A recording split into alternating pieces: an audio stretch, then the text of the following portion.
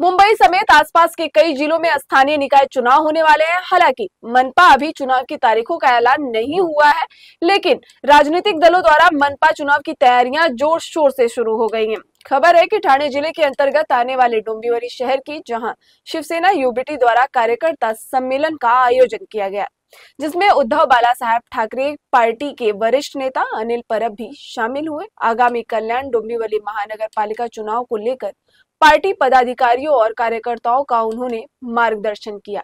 बता दें कि शिवसेना यूबीटी बालासाहेब ठाकरे गुट द्वारा आयोजित इस कार्यक्रम में मीडिया ने जब उनसे सवाल पूछा तो अनिल परब ने कहा कि उन्हें पता है कि आने वाले महापालिका चुनाव की तैयारियां जोरों पर है और उसी की समीक्षा करने के लिए यहां आए हैं। वो पदाधिकारियों से चर्चा करेंगे और उसके बाद पूरी रिपोर्ट पार्टी प्रमुख को सौंपेंगे।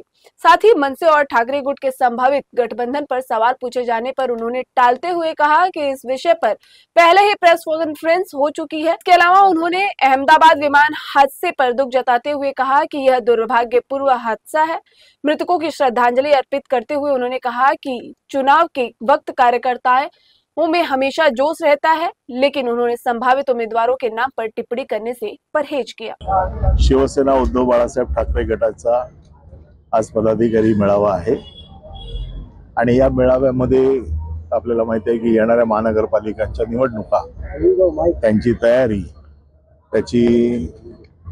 तयारीची सगळी माहिती घेण्यासाठी मी आज इथे आलोय आणि सगळ्या पदाधिकाऱ्यांशी चर्चा करून त्या बाबतीत पक्षप्रमुखांची त्यांना जी माहिती अपेक्षित आहे ती त्यांना देण्यासाठी मी आलोय। मनसे आणि ठाकरे गटाच्या दोन्ही कार्यकर्त्यांबद्दल एकत्र वाटतं युक्ती व्हावी, याच्या बाबतीत मी सकाळी सविस्तर पत्रकारांशी बोललोय।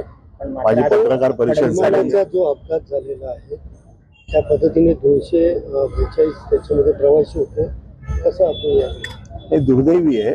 आता याच्यात अजूनही नक्की काय झालंय ते सगळं कळायच्या अगोदर कुठली प्रतिक्रिया देणं बरोबर नाही, परंतु दुर्दैवी अपघात आहे। मृतात्म्यांना श्रद्धांजली आहे पक्षातर्फे आणि दुर्दैवी याच्यापेक्षा दुसरा काही शब्द नाही आहे। महानगरपालिकेच्या निवडणुकीसाठी सगळे सज्ज झाले, मोठ्या प्रमाणात कार्यकर्ते आलेले, तुम्ही देखील या ठिकाणी बैठक या ठिकाणी घेणार आहात आणि अनेक पक्ष प्रवेश देखील या ठिकाणी होणार आहे।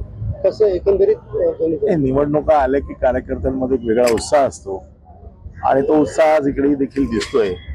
आता निवडणुकांचे वेगवेगळे टप्पे असतात।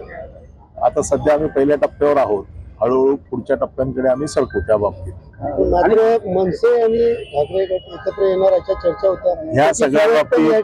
या सगळ्याच्या बाबतीमध्ये मी सकाळी सविस्तर पत्रकार परिषद घेऊन सगळ्या चॅनलला माझी मुलाखत दिलेली आहे। मी पुन्हा एकदा सांगितलं, सकाळपासून मी एक पत्रकार परिषद झाल्यानंतर पुन्हा पत्रकार परिषद त्याच विषयावर होत नाही। नारायण राणेंना स्वतःना माफी मागावी लागली, ज्या प्रकारे त्यांच्या मुलांनी। जाऊ दे, हे विषय माझे नाहीये। पालिकेवरती कशा प्रकारे आपला बघा। चला।